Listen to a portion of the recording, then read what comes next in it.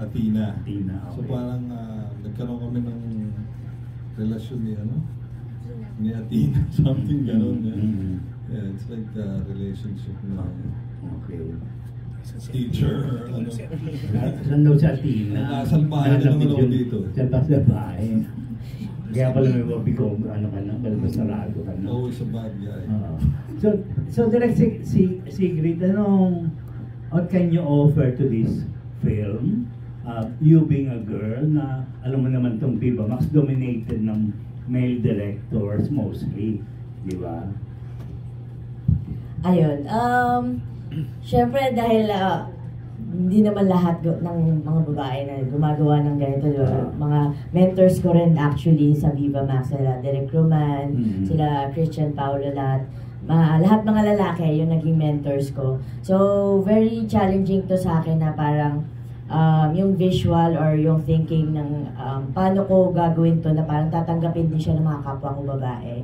And so, parang gano'n lang, ginawa ko lang kung ano lang yung sa tingin kong parang okay para sa akin. Yung pati sa mga love scenes, kung ano ko yung sa tingin ko anong mas nakaka-ano sa akin, nakaka-L, ganyan. So, ginagawa ko lang siya sa lahat ng mga films ko. And with this undergrads, kasi yung mga ginagawa ko rin po ay mga coming of age GL. Okay. So, yun yung parang mas more on forte ko talaga dito sa Viva Max. Yun yung mas concept na binibigay ko. This is my first time ko i-direct si Sir Emil. Okay. Pero naka-work ko na siya before sa ibang project as AD ako. And then first time ko rin maka-work si Van. With Rika, this is actually our comeback film. Okay. Ako yung nag-launch sa kanya dun sa Hibang. Okay. So, nagka-work na kami sa Hibang and then parang ngayon na lang ulit kami nagka-work dito sa undergrads. So, anong difference ngayon ni Rika at saka nung una niyang nilaunch mo sa launching movie niya? Mas cute siya dati. Talaga na Hindi, kasi in terms of performance, maybe, diba? Hindi, nung dati kasi, syempre, very new napaka bata, napaka wala pa experience si Rika dati sa Hibang. So, medyo nagkakapaan pa kami in terms of acting. Okay. Pero ngayon, parang ang dami na niyang experience. Ang dami experience.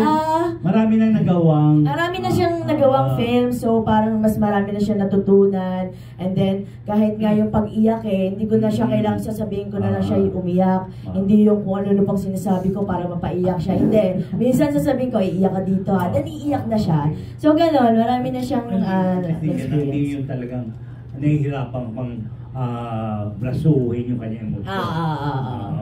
Abangan niyo si Rika dito kasi iiyak siya. Hindi, yun lang. Totoo ba yung mga sinasabi niyo? Parang nahihirapan niya. Well, yes po. Sobrang thankful din naman po kay Direk since siya po talaga yung nag-launch sa akin. And nung first movie ko pa lang po talaga, sobrang dami ko na talaga natutunan sa kanya, lalo na sa acting. And now, masaya po ako na naka-work ko po siya ulit. Very comfortable na po ako. Hindi na po ako nahihiya. Especially sa GL. Yes po. Actually, sa kanya ko po first time na-experience yung GL. Tapos second time ko pa lang po mag-GL ngayon. Second time pa lang. Po ako. Pero nung ngayon naman po, di na straight. Joke lang. Ano? Ngayon naman, medyo okay na. Comfortable naman na. Hindi ka straight? Joke lang po yun. Gaan naman po siya katrabaho. Thank you. Ikaw naman, Van. So, do you feel? You're torn ka between di ba? Dalawang babae ba? No. Kay Rika lang po. Kay Rika lang po. Yun lang.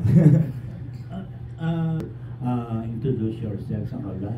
Ako po si Van Allen. Okay. So, nag-start po ako dati na commercial, pero dati na po ako nakasign sa Viva. And then, yun, nag-transition ako nung nagkaroon ng Viva Max. Nag-transition ako to Viva Max. So, tinry ko lang siya. And it's okay lang, parang acting rin. And ang difference lang is may bed scenes lang talaga.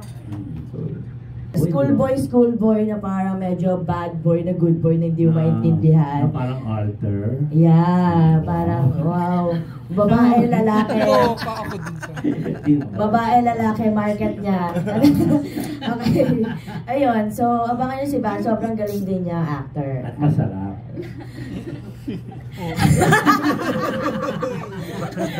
Bakit masayang masarap? Ang sarap. Masarap. Ay, hindi. Sa screen. Pag tinitingnan mo parang... Oo, may ganun, di ba? May dating kagad. di ba? Kaya abangan nyo yung ano, kaya Ulit. abangan nyo po yung movie para makita nyo kung Maganda ano yung ba yung sinasabi abs mo? ni... Maganda ba yung abs mo? Hindi po, hindi po matababa. Kaya makikita ang Alam mo naman ang aking ano, di ba? Porte, direct.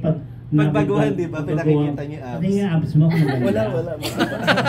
Ayaw, direct. Sa film daw. Sa film, Yes, para may subscribe abangan na. kayo. Para may abangan. Oy, may likawan naman. Emil, grabe ka. Papatalo ba si Van? Patalo ka ba? Hindi, good luck. I'm honored na kasama ko sila, katrabaho ko mga new breed of directors, actors. Pero sila, like Rika and Van, even si Athena na hindi sumipot dito, hindi ko alam kung may gap kayo kaya hindi siya sumipot. Kumusta sila as co-workers? O paano yung respeto nila sa'yo? Pag dumadating ba ng set, nagmamano? Kasi kanina nagmano ako sa'yo nung dumating ako. Sila ba paano ka nila yung respeto? Oo, yun naman. Si Direk. Alam naman ako kay Tito Vic, tsaka kay Casval.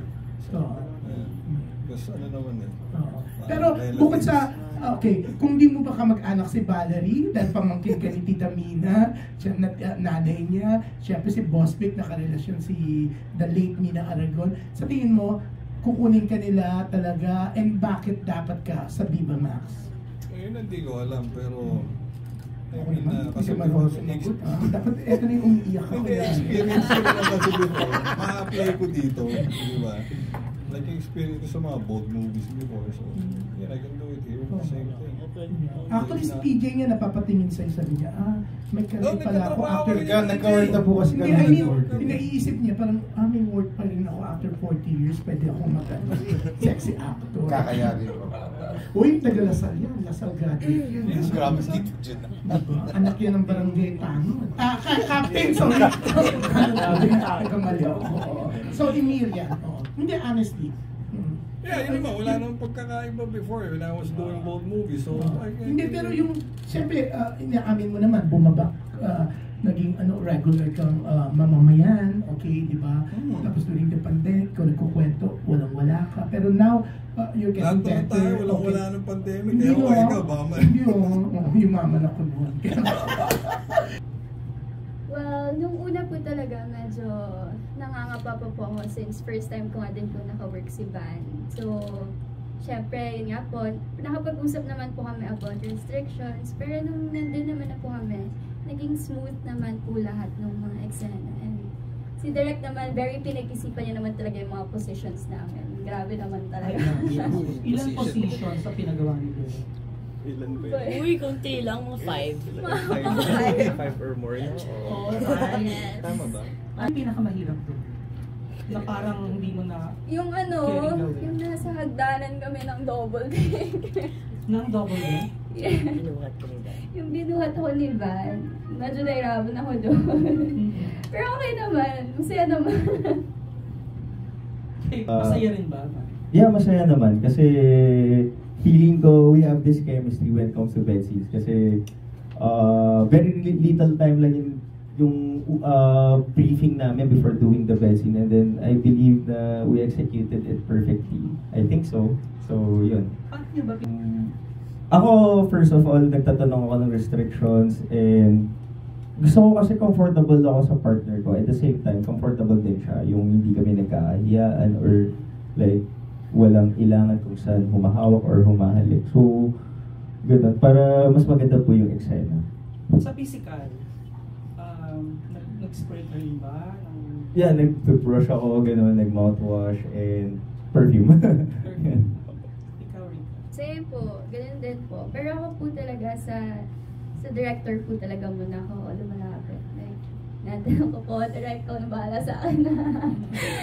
And yun din naman po, yung about sa restrictions din. Gusto ko clear din po kami dun. Para syempre, wala pong maging issue or something, diba? Ano ba yung restriction? Touch No po. touch. No touch. Sabi. Yes. Okay. Bawal din, tongue, ganun. Yung stars natin yung gusto mo maging bida. BL muna. BL? Parang gusto ko actually try si Van with the BL. Mainstream? Yung feeling mo matcha-challenge kang igawa sila ng BL talaga. Sino ba? Feeling ko gusto ko makita na BL si Joshua Garcia. Ganon.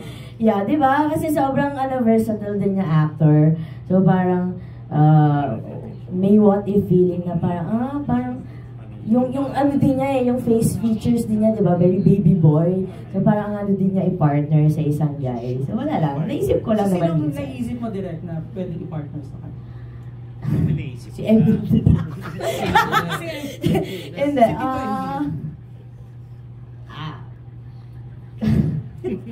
Ba't bigla akong naisip si Gerald Anderson? And then, She could have the same call.